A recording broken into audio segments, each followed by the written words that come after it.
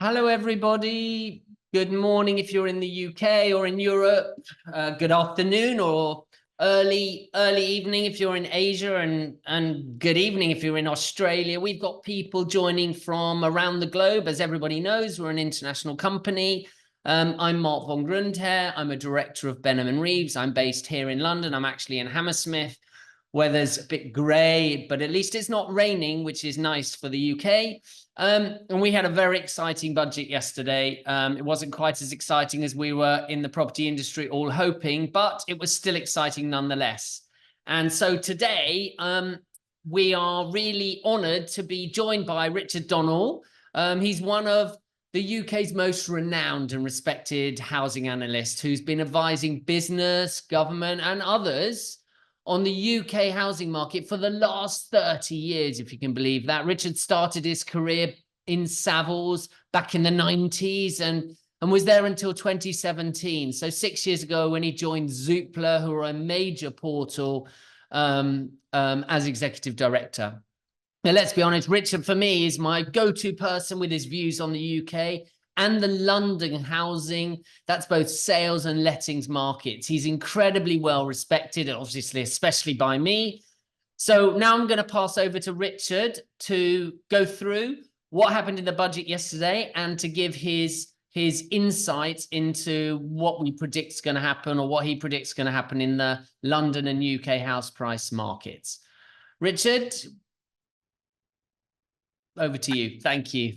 Thanks for the introduction, Mark. Very kind. On to the next slide, please. So I think the budget yesterday, we're coming off the back of big, huge expenditure on the government bailouts over the pandemic.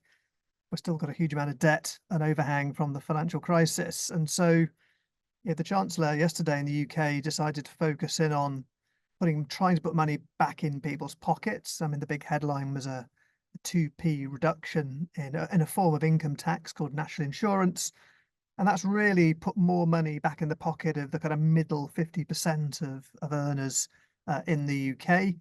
And I think there wasn't a huge amount in there on housing. There were a few small things around the edges, but the big focus is to boost incomes for workers, to try and offset the cost of living pressures that are coming through, meanwhile balancing the books. As you know, in taxation in the UK is high as the government tries to sort of pay down all these debts that we've accumulated over the last decade or so. And so that's the big focus. And look, what's good, if earnings and incomes are rising and unemployment levels are low and employment levels are high, then overall that's sort of positive for the housing market, particularly rental growth, because rents track earnings over the long run. It's also good for housing transactions because it makes it more possible for more people to move home. But look, the challenges remain. We still have slightly high mortgage rates. They have fallen to 4.5% on average, which is good news. But obviously they're higher than the extreme lows we saw over the pandemic years, where they got as low as sort of sub 2%. So the big focus is on boosting incomes for workers. I think nothing on stamp duty. Stamp duty is a big tax raiser for the government. It's a tax when someone buys a property. It raises about £13 billion a year. I mean, it's double what it was a decade ago. And I think for us, or for any of us operating in London, the South East, it's a tax that does fall heavily in the south of England, where property prices are higher because it's a tax on the value of the property. So, over half of stamp duty is paid in London, the South East. And actually, interestingly, over 40% of stamp duties raised on purchases over £1 million, which is only about 3% of sales. So sadly, nothing on there at all. I think there's been a lot of debate in the UK about the pressure on the rental market. We just haven't seen the rental market in the UK grow in size for the last 5 or 6 years, largely because of tax changes. There was a bit of a loophole or a wrinkle in the tax rules that the Chancellor closed yesterday, which was if you rent out a property as a furnished holiday letting, you still get all the tax breaks on mortgage interest tax relief, on other forms of tax breaks that are typical buy-to-let landlord renting in what's called the long let market, where you rent the property for 6 months or 12 months and the tenant might stay there for 4 years or more. That's been removed, and that's going to really hit. It's going to hit the sort of returns from investors who operate in sort of tourist areas, and we're doing sort of short-term lettings. And then there's also been a small reduction, maybe to help some of those landlords, a small reduction in capital gains tax on people selling second properties from 28% to 24%. So it's more tinkering around the edges than anything else. There was another reduction. You can't get the tax relief on stamp duties where you're buying multiple properties at the same time, and maybe we can pick that up in the questions later. So look, small changes around the edges, nothing really that's going to massively impact the sort of wider London housing market. I think the other one was the abolition of the non-dom tax status in the UK, but again, they're going to replace it with a new scheme where details are yet to be defined. So we don't know quite what the impact of that's going to be just yet. But again, at an aggregate level for the whole of the UK and for the London property market, these are all sort of small changes at the margins, nothing really transformational other than, as far as possible, trying to put money back in people's pockets. On to the next slide, please. I think if we start looking at just what's happening with house price inflation, so, for the last 18 months or so, ever since really the start of 2022, so for a good 18 months or so, we've had mortgage rates increasing, and mortgage rates rose from, say, sub 2% to over 6%. And mortgage rates then fell last year to about 4.5% about this time last year. Then inflation really picked up, and then the Bank of England increased interest rates again. So about 6 months ago, we had mortgage rates up above 6% again. And now over the last 8 weeks or so, mortgage rates have fallen right back down to 4.5%, which is sort of where they were this time last year. Now, that increase in borrowing costs has meant that the average home buyer in the UK has 20% less buying power than they had before rates started to rise in the early parts of 2022. And that's led to just a big slowdown in house price inflation. And so this chart here shows year-on-year house price growth across the whole of the UK, split into different segments. So we've got London in the red line there, year-on-year growth. The south is the grey line, the dark grey line. So that's very much the southeast of England, outside London, the east of England, outside London, and the southwest of the UK, right down sort of 4 or 5 hours drive away, right down in the south of the country. And then we've got Scotland, Wales, the Midlands, and the north of England. And you can just see that all areas have seen this big slowdown in house price inflation in response to higher buying costs. This is actually a pretty modest sort of soft landing for the housing market. Some people were forecasting much bigger price falls. And well, one reason house prices haven't fallen as much is because in 2015, the Bank of England introduced some pretty tough mortgage regulations that effectively stopped people using very low mortgage rates to overpay for housing and run up huge personal and household finance related debts that frankly they couldn't afford when mortgage rates went back up again. So these mortgage regulations have certainly softened the level to which prices have fallen. And you can see there in London, the red line, we actually had, house prices were falling very marginally in 2018, 2019. Largely as a response to the Brexit vote and less inward investment coming into London. And then things picked up. But actually, London's really lagged the rest of the UK housing market in terms of house price inflation, just because it had so much house price growth in that period, 2009 to 2016. In 2014, London house prices are rising up 20% year on year. So I guess London was the first to rebound after the global financial crisis. Housing got quite expensive. And so prices have still been rising, but they've been rising more slowly than other parts of the UK where house prices are much lower, and the impact of higher mortgage rates is sort of less pronounced. So you can see there in Scotland, that light lilac line, house price inflation hasn't even dipped negative in Scotland.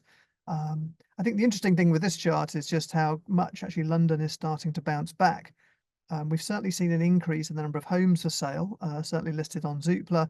But actually London hasn't got as much supply as other regions. And so demand is definitely bouncing back in London in the sales market. And that's why prices are firming faster in London than they are in the south of England, which is that very dark, almost black line that's still down at sort of -2% year on year. But the key thing here is that house price inflation has turned a corner. The impact of higher mortgage rates has really hit transaction volumes more than it has prices. So as we go to the next slide, just to build on this point of affordability, this is a different way of looking at affordability. It's quite a harsh way of looking at affordability. But what this chart shows is the sort of house price to earnings ratio. So we assume that a single full-time earner, and look, a lot of people buy property on multiple incomes rather than one. So, but this is a single full-time earner buying the average price property on a regional basis. And you can see there how that really rapid growth in house prices after the global financial crisis in London since 2009-10, you can see how the price to earnings ratio go right up towards the 15 times, which is way above the long run average. And this sort of underperformance, this house prices rising slower than earnings, has seen affordability improve. It's the best it's been since 2013, 2014. But at 13 times, it's still pretty high, basically. And I think this is going to act as a drag on house price inflation. As you'll see later, this sort of unaffordability stokes a lot of demand for people looking to rent because they can't afford to buy. So it's had a positive impact on rental growth, which supports investments. But I think the outlook for capital growth is still going to be in pretty low single digits moving forward for London, just as this unaffordability unwinds. And I think, I would expect affordability in London to continue to improve as incomes rise faster than house prices, and with house price growth in low single digits. It's a similar picture in the south, excluding London, but obviously, it's still relatively high, but starting to come back down. But again, across the rest of the country, the Midlands, the North, Wales and Scotland, you can see that price to earnings ratio is pretty much in line with its long run average. And it's these areas where house prices are actually still rising or have fallen to a much lesser degree than they have in southern England, just because higher mortgage rates have less of an impact on buying power than where house prices are expensive relative to incomes or earnings. So these lines are going to keep, for London and the South East, these lines are going to keep heading down slowly as incomes and earnings grow faster than house prices, which will then support people's ability to move and hopefully support transaction volumes as well. So on the next slide, we have a look at just pricing levels. Quite a lot of detail on here, but it's to highlight this point about how much property values have not really risen since 2016, really since the Brexit vote in 2016. That led to some companies reconsidering how much investment they were putting into London. We then had the global financial, then had the global pandemic, which wasn't fantastic for global cities. Obviously now the London market's rebounding pretty strongly.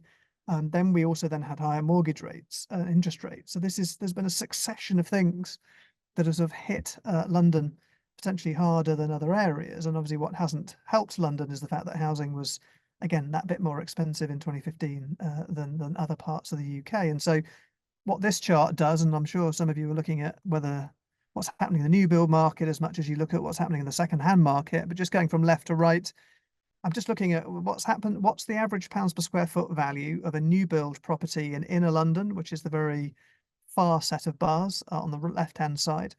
And the bars simply run annually from 2010 through to 2023. So you can see how much, between 2010 and 2016, just how much average London new build values on a pounds per square foot basis for sort of almost 800 all the way up to 1400, and then they flattened out, and in the last couple of years they've kicked that a little bit higher. If you look at the second-hand market in London for all types of property, actually values on a pounds per square foot basis are, after a very quick period of growth, pretty much the same.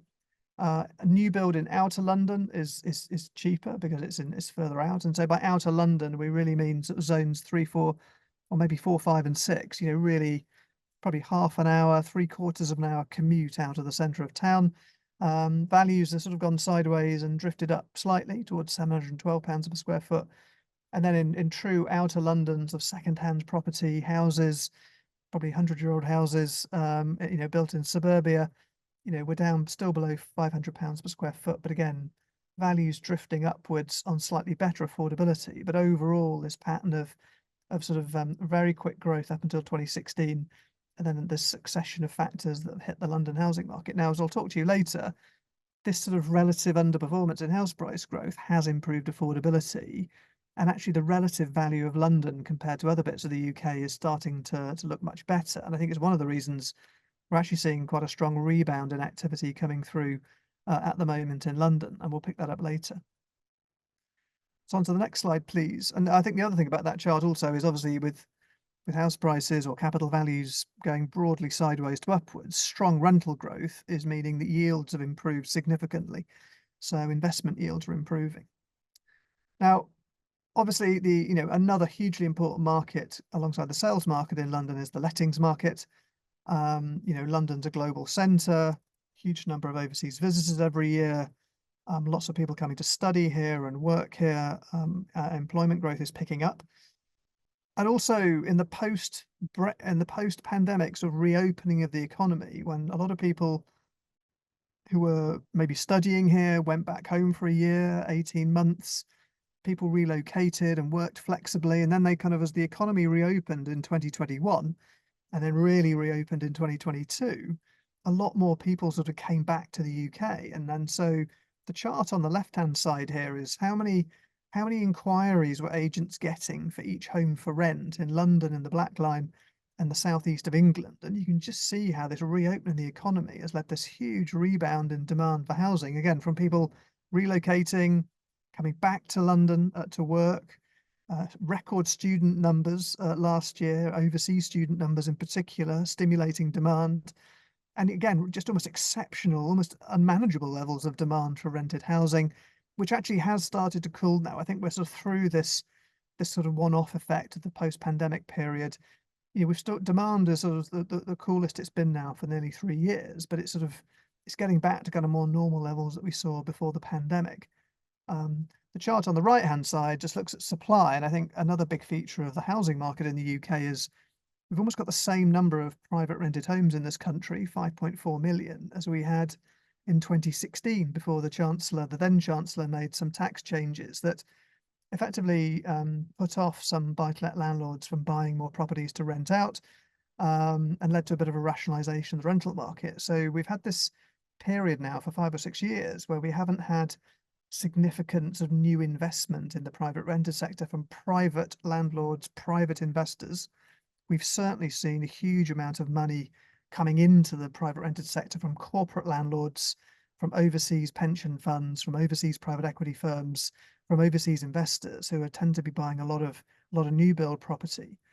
But if you just look there at the black line for London, you could see how the supply of homes for rent per estate agent on Zoopla, and we have about 85% of all homes for rent in London on our site. You can see how that was falling up until 2020. When the pandemic hit, that huge spike there was a lot of people with short lets and Airbnbs putting their homes on the long let market because obviously no one was coming, the airports were closed, there was a real lack of international travel happening. That increased supply, and so you'll see in a minute rents fell in inner London. But again, ever since the economy's reopened, we've had very low levels of available supply of homes, and so you have very strong demand, a lack of supply, and rents are going to increase, and that's what I think we show on the next slide is sort of year on year. Well, look at rental growth in London, and again, I've taken the same inner London. These are pounds per month for rented properties, not pounds per square foot, but this is the average rent per calendar month, comparing inner London over the last 10 years to outer London, to the southeast of England. And then look, I've just put Birmingham on there as a sort of comparator British city, an hour and a half, an hour and a half sort of commute from London. Once HS2 is finished, it could become much closer. But again, you can see how actually rents weren't really rising that much up between 2014 to 2021. But they've absolutely jumped ahead. I mean, rents are up about 30 to 35% in all these areas since 2021, just because of that supply-demand imbalance. Higher mortgage rates also limiting first-time buyers' ability to buy property, so it keeps more pressure on the rental market, as well as the sort of in-migration and people coming to work in London. And so, look, rents have jumped higher, and it's been particularly strong in London. You can see there in that grey bar, rents did actually fall between 2019 and 2021 by about 10%, especially in inner London. And then because of that increase in supply and weaker demand, but they've now sort of rebounded back to where they are today. And I think what we are starting to see now is quite a big slowdown in rental growth. I think, for the last 3 years, rental growth in the UK for new lets has been in double digits, 10, 12% year on year. I think we're going to be down to sort of very low single-digit rental growth in London, just because rents have jumped up. There's affordability pressures on renters, and I think just renters can't afford to keep pace with the level to which rents have been increased. And so I think we're going to be close to sort of zero, sort of +2% sort of rental growth by the end of this year. But again, that simply just reflects the fact that rents have increased significantly, which is great news from a sort of cash flow perspective for landlords. So the fact that new lets are slowing shouldn't be a concern. We don't think rents are necessarily going to fall, but the rate of growth is absolutely going to slow after 3 years of very strong growth.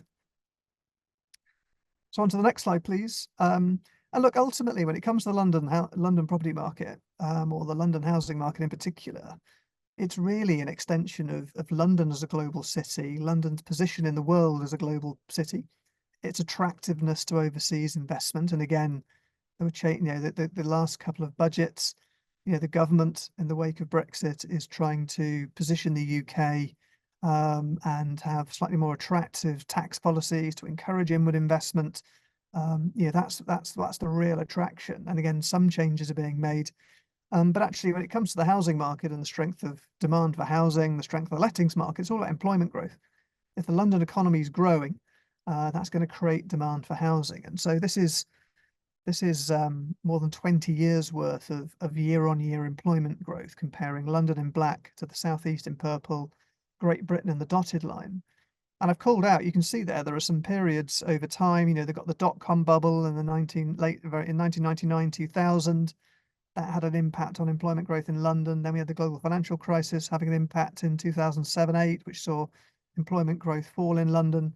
We then had this really strong period of employment growth in London, between 2010 and 2015. And that's what really drove that acceleration in house prices, in particular in London. Lots of immigration coming in from Europe.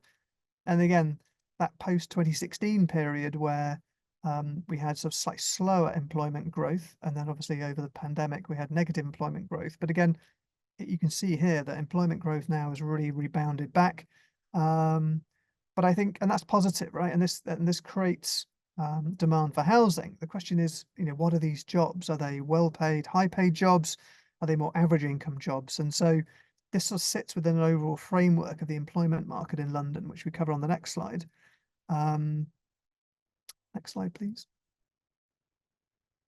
And so I think the wider economic themes in London are, look, London jobs, we've got 14% more people in employment in London since 2016, but the profile has shifted. We do have, the growth in financial services has slightly has lagged behind at +2%. But the real growth is coming in information technology, communications, hotels and leisure. The sort of the market's really recovered. The tourism market back into London has really rebounded strongly. And so we have got this shift in employment, potentially slightly less very high paid financial services jobs in London, still a massive employer in the London property market, in the London housing, the London economy, should I say. But we still have working from home. So weekday travel in London is back to within 80% of pre-pandemic levels. People do have flexibility. So some of that demand in the sales market that would have focused on London because people need to be in the office 5 days a week, some of it has shifted out. But I think that people back in the office will continue to grow. We've got international travel back up to 95% of pre-pandemic levels, which is why the hotel and leisure industry is performing so strongly. And again, as we said earlier, we've got this record immigration into the UK for both work and for study. And again, some of the changes to the visa rules to encourage sort of very well qualified people to come here, work here, set up businesses here is all part of the government's focus on really trying to sort of just get inward investment into the UK economy. And again, a lot of that tends to flow into London. So we've got this sort of expensive housing market. We've had very strong house price inflation post GFC that's cooled off because of some of the economic headwinds and political headwinds. We've then had a sort of global pandemic that's then shifted the demand onto rented housing, where rents have increased significantly. That they're the general pushes and pulls on the London housing market. And if we go to the next slide, I do think there's value for money appearing in London. This underperformance, which could sound slightly negative, London's looking much better value for money than it's been probably for almost a decade now. So there's two ways of looking at this. Again, if you're looking at it through the eyes of someone thinking, well, should I buy in London or should I buy out of London? So this is just looking at the average value of a flat in inner London in the thick black line, compared to what would it cost me to buy a house in markets in the kind of wider commuter areas outside of London, probably 3/4 of an hour to an hour's commute out of London. And so, these are just different places, cheap, places like Dartford, Luton in the Red Line there, Southend. I mean, they're quite big commutes, quite cheap, affordable housing. So, but the gap has closed. That gap compared to 2014 has closed significantly. And then you go to places like Uxbridge, you get out to places like Guildford, actually that the value of a house is more than the value of a flat. And I think for some people, the value for money of the flexibility, especially if you have to work more often now or be in the office a bit more, I think is starting to sort of increase the demand to buy property back in London again. And again, if you want to look even on a more macro scale, is on the next click, is the second chart on here. It's just to look at it from a much bigger angle. I mean, this is looking even further afield across the wider sort of south of England. And again, you're comparing the average value of a flat in London to sort of Brighton, which has now overtaken it. Cambridge, which is an expensive city, look at the gap there in 2014, 2015. These markets have all caught up with London. And again, I just think it makes inner London look much better value for money in relative terms. It's still expensive, but it makes London look better value for money, which I think creates the opportunity for more transactions, more than house price inflation. So on to the next slide, which I think is the penultimate slide. And so look, on Zoopla, we track, the demand for housing in the sales market as well as the lettings market. And this is an index tracking applicant demand. How many people from the UK and around the world are getting in touch with estate agents inquiring about homes for sale in London, listed on Zoopla? And so what we take here is a rolling weekly index, goes back 5 years. The 5-year average is index 100, which is the horizontal line. And look, you can see the strength of the pandemic period there, the sort of 2020s after the lockdown. Then we had the stamp duty extension. Then we had this crazy scarcity of supply. These were sort of almost exceptionally strong periods. You wouldn't expect these sort of periods of demand for housing to kind of return anytime soon. Then we had the mini budget, which again really heralded the rise of mortgage rates going over 6%. That really just stalled the market instantaneously, as you can see there, with that sort of drop off in demand. We had a pretty decent bounce back in Feb 2023 and the first parts of last year, as mortgage rates fell from 6% to 4.5%, nearer 4%. We then, in the second half of last year, had mortgage rates rising again, back up towards 6% as inflation rose and the Bank of England acted. And now, in the last 8 weeks or so, we've had a pretty sizable cut in mortgage rates back down to 4.5%. And you can see that we've actually had a rebound in demand. And actually in London, applicant demand in London is actually back slightly just above or very much in line with the kind of 5-year average, which is better than early 2019, early 2018, on a par with where we were in early 2017. So, and again, London is doing better than England, just because I think on this value for money perspective and relative affordability. So I think that's a positive. I think the main thing here is, again, we'll talk about it in a moment, but I think we shouldn't get carried away with expecting house price inflation. But I certainly think it creates the opportunity for more transactions. So for anyone looking to sort of rationalize their portfolio, sell properties, and then reinvest, there's a much healthier market than we've had recently. And so it's a sort of positive backdrop, I think, for making property decisions in the London market. So on the next slide, I think, is the summary. So I think overall, I think the housing market, it was always going to take more than a year to adjust to, a big reshift in the cost of borrowing and mortgage rates. And I think the real heavy lifting here is done by faster incomes growth. So it's all about putting more money in people's pockets. We've had very strong earnings growth. Incomes are now rising in real terms faster than inflation. And I think just over time, over the next 2, 3, 4 years, this incomes growth is just going to keep on improving affordability of housing. I think rental inflation has had it has outperformed earnings.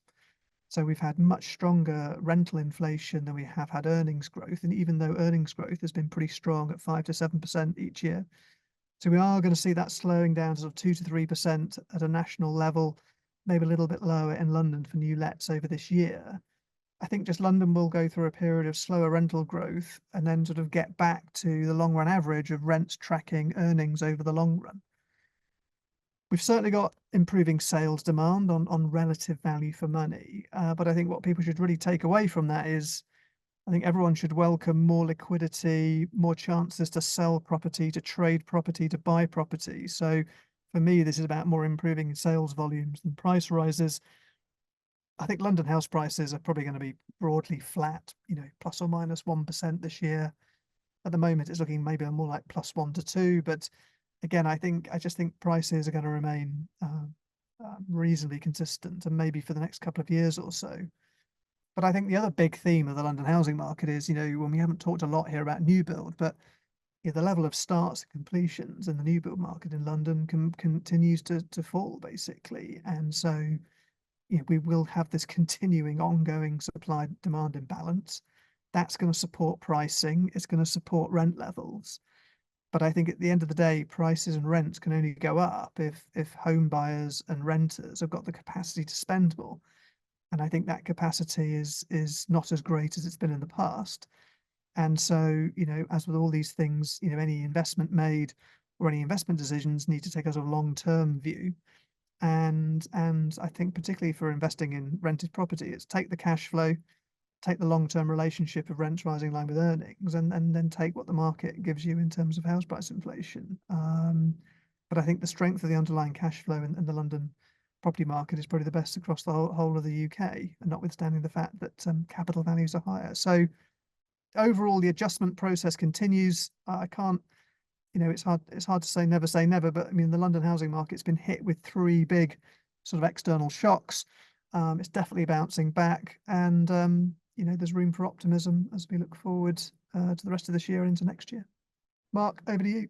Gosh, that was very interesting. So a couple of things spring to mind. So with new build numbers down, which we all know about, which is a reoccurring theme in the property market. So do you think that's really good news for, I'm going to come to our slide in a second, but I thought I'd pick up on Richard first. Do you think that's good for supporting resale values then? I think yes. Because obviously a lot of our clients have been through a very challenging resale process in recent times where it has been challenging on prices. But do you think the drop in stock levels being built is going to have an effect on resale values? I don't think they'll necessarily go up, but I mean, again, it's just things. London property is looking better value for money to more people. So I think, my view is anyone, again, making decisions about property, you've got much greater chance of selling your property now at a realistic price. But again, just don't get carried away with what you think it might be worth. Okay. But I think there's less choice. And I think that's one of the reasons, as I said earlier, why London, the year-on-year growth rate in London's bouncing back quite sharply, because demand's up, but actually we haven't got that much more supply. The UK housing market's got 22% more homes for sale than a year ago.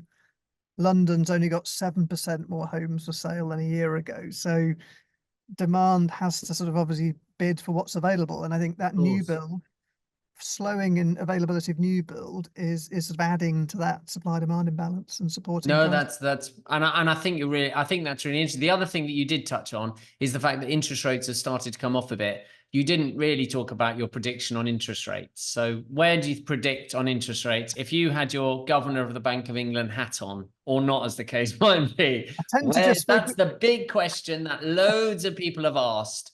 When are interest rates going to come off? Do we know? I mean, I wish I knew, but yeah, well, it's hard to forecasting the housing market. I think I tend to focus on mortgage rates, but I think we've got to expect a mortgage rates is what I'm really interested in as well. Do we think there's going to be rates? I think they're going to be.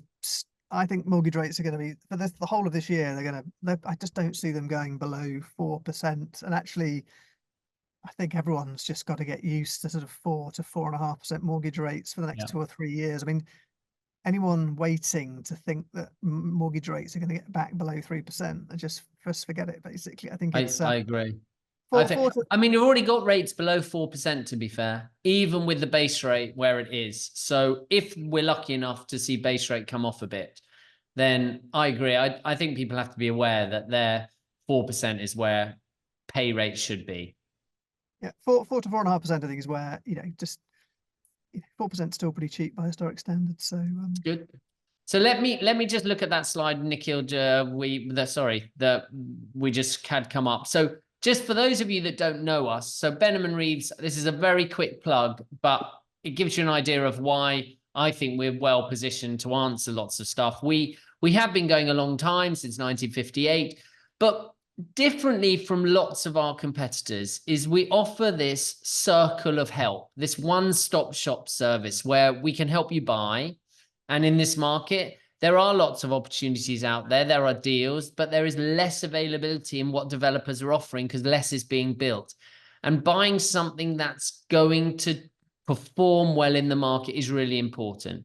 We then help with handover and snagging. 75% of our landlords and our owners are based outside the UK. You do need someone to help you check that the property's been finished as it should be. During very busy times, subcontractors who build a lot of these projects don't do a great job, and it's important someone to check it. Furnishing and refurbishment, again, important. We do that in-house. We then do lettings and property management. And that means we deal with all the strain of tenants having leaky taps and the flood starting and also chasing up if a tenant hasn't paid. We then do tax returns, again in-house, where we submit your tax return. That doesn't mean you have to pay tax if you don't have any tax to pay, but you have to do a tax return.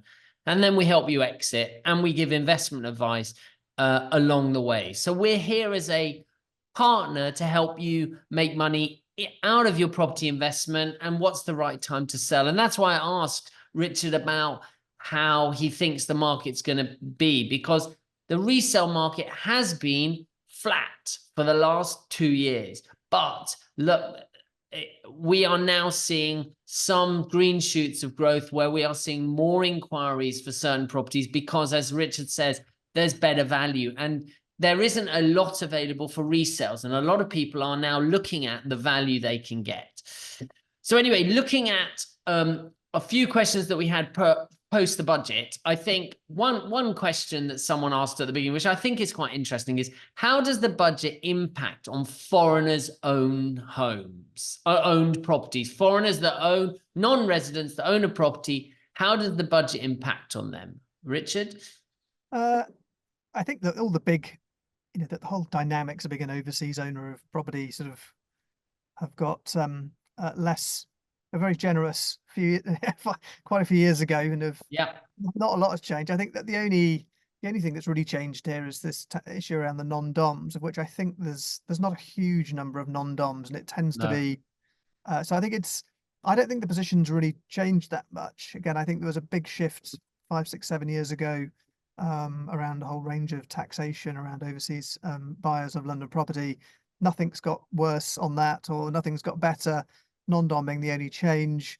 Look, if you're in furnished holiday lettings and you were really relying on those tax advantages, that might have sort of shifted your business planning assumptions a bit. And again, some people are very happy in the long let market, just letting out on long-term lets. For people that really chase the buy, that market really hard and the tax advantages. So maybe something to talk to your agent or your tax advisor around.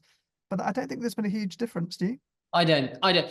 The only thing I do think that's good is I agree with Richard. Let's be honest, people that renting through Airbnb, it's outrageous they had more beneficial tax terms than the rest of us, because it's just not fair. Because 99% of our business is about long-term lets, and it's not fair that anybody has a better position than anybody else. And so actually it's a gap well worth closing, and I don't even know why it hadn't been closed ages ago. It's an easy win for the Chancellor, and it's actually probably a good vote winner because there's lots of unhappy people around it. But in terms of the one change that actually they made in the budget that's good for us all was the change, the reduction in tax on capital gains tax to reduce from 28 to 24%. I know it's not a lot of money to drop 4%, but it's still 4% less tax you pay. And let's say again, yes, there are taxes in the UK. We're a developed country. We need every penny in tax we can get because we have to pay the health service and education and all the other stuff that goes with it. But 4% is still 4%, and that's a tax that you only pay on your profit. So with Richard talking about prices moving up and us both talking about the resales market improving now, which it has done, we've had a very busy start to the year with a lot of resales being agreed this year that weren't agreed last year. And that's not necessarily because people are dropping their prices, it's because buyers are seeing value and starting to come in and get more used to the interest rates that are out there. And so therefore our clients then, when they're exiting with 4% less tax, that's £4,000 less tax on every £100,000 in profit you make. So I think that's a really good thing, and it's an encouraging thing. I mean, I don't think it's gone far enough, but I still think that's a good step in the right direction. So let's look at another question. Will the potential withdrawal of non-dom status influence property prices? I think that's a really interesting question. And there was lots of noise I heard yesterday afternoon from people in this market talking about, will there be an effect? But Richard, what do you think? Because I know my view on it. I think it might, again, the numbers of people are not huge. And I think, again, if you're whether that, how many of them are super wealthy versus marginally wealthy, the non-dom status captures a whole range of people. I don't think it's overall, I could hardly see it having any impact on the way we track the market. I think, it's all small gains here or there. So, and again, we don't know what's going to replace it. So, it sounds like they're going to make more money by abolishing it, but something's going to return, and we just don't know what that something is. Well, they've allowed people the first 4 years to not pay tax on their UK income, but on their overseas income. But I think it's important to say that non-dom status was cut down a long time ago with the taxes they had to pay. So actually, is that going to affect the market? Honestly, I don't think so. People don't just move to the UK and London, especially from overseas, because of the tax regime here. If you were going to do that, you'd move to Monaco or Singapore or Switzerland if you were purely a tax play. If you want to come and live in the most cosmopolitan city in the world with every single restaurant, which is, by the way, still filled out like mad, you feel people are shopping like mad, and the environment you're in, a safe environment, people aren't just looking from a tax perspective. So honestly, is it going to affect? I don't think so. I don't think it'll affect the market at all. So is this a good time to sell, or is it a good time to buy, Richard? So if you were someone with one property, is this a good time to sell it, or is this a good time to buy another one if you have the ability to do that? Well, I think it's, if you're an investor with one property you're renting out, I mean, I would always be looking at, because what is going to change is we're going to, there's going to have to be investment made in properties to improve their energy ratings. Yeah.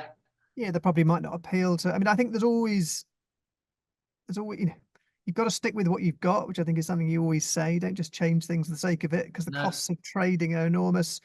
But again, you've got to think about, is this property really optimized? Is it going to give me the best rental income? The costs going to rocket upwards. So if you've got a huge expenditure coming down the line, or there's very big service charges coming, maybe there's a case for selling.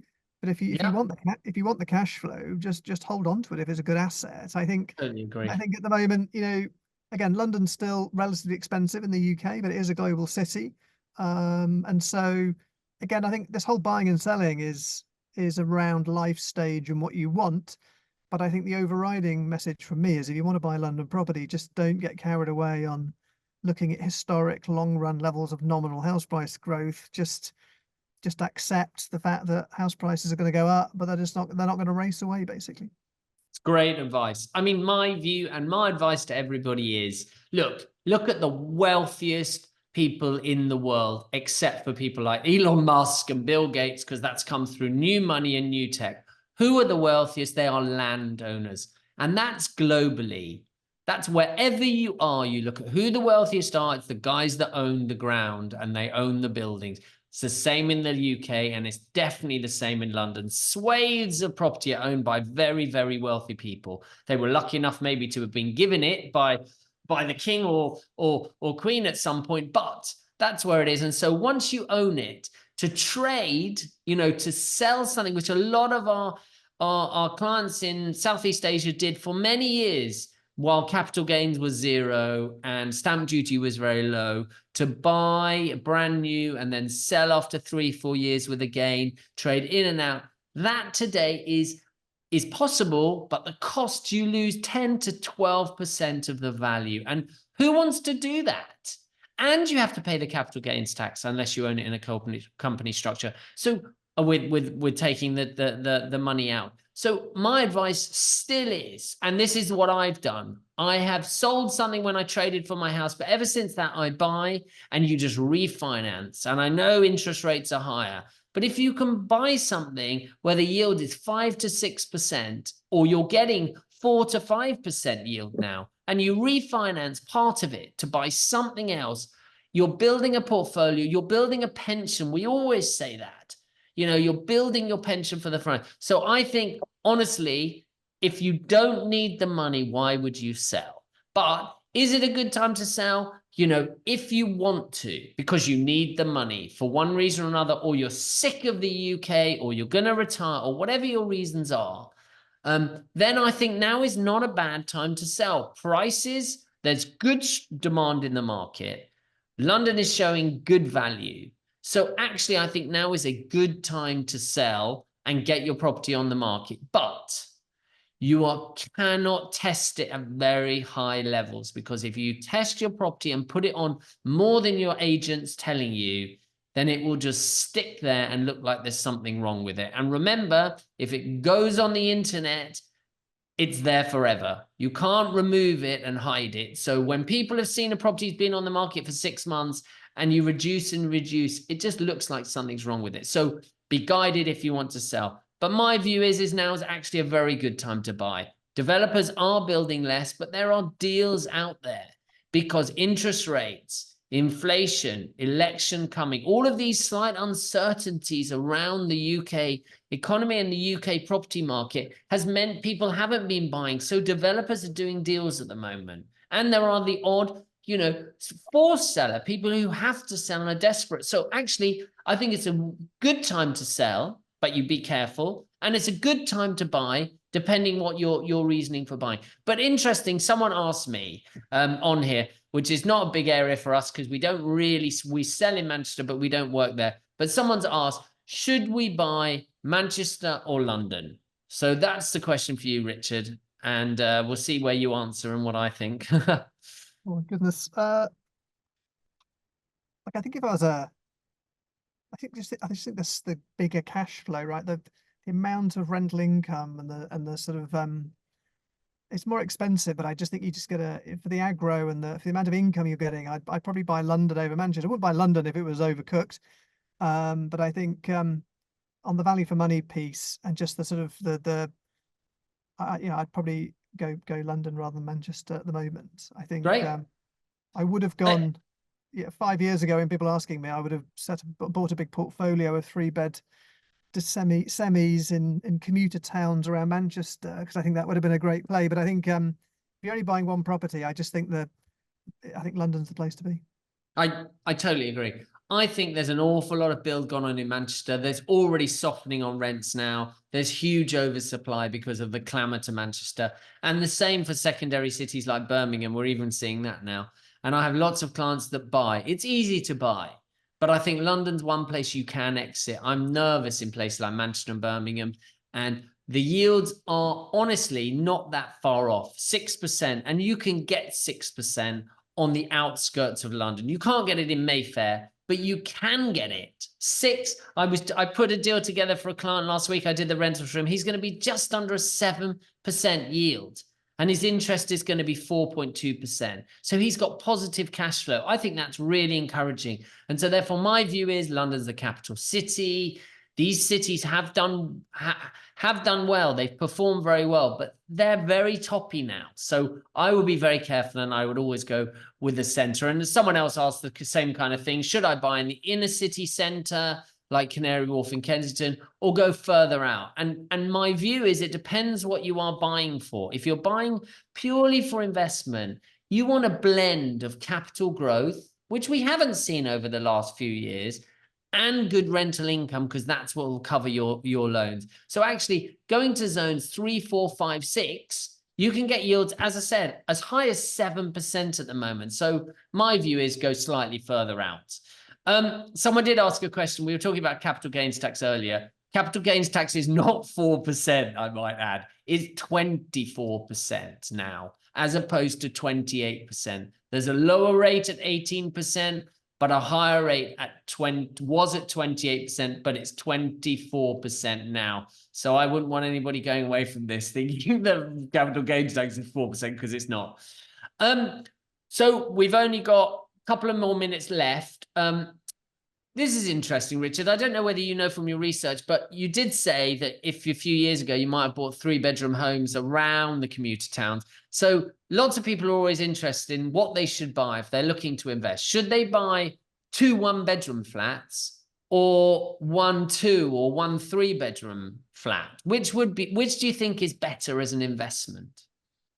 Well, you're the expert in this, but I would, just based on all the work I've done over the years, I'd probably get 2 1-bed flats, actually, because I just think when you look at the rental income per bedroom, 1-beds get a much higher sort of rent per bed. Now you've got double the service charge. I think it's when you start looking at the 2-bed flat, and whether you're going for the sharers and trying to drive the rental income that way, or whether you'd have to go central for 2 1-bed flats, and you pay double service charge if it's a new build. So I think it's just it's 50-50, and it depends where you buy, but I'd be looking just to absolutely max the income I could get, off those properties. And again, historically, you get more rent per bedroom for a 1-bed than you do a 2-bed, basically.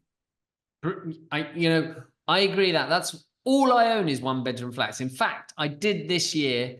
I bought 2 things this year, and I bought a 2-bedroom house because it's in a zone 3.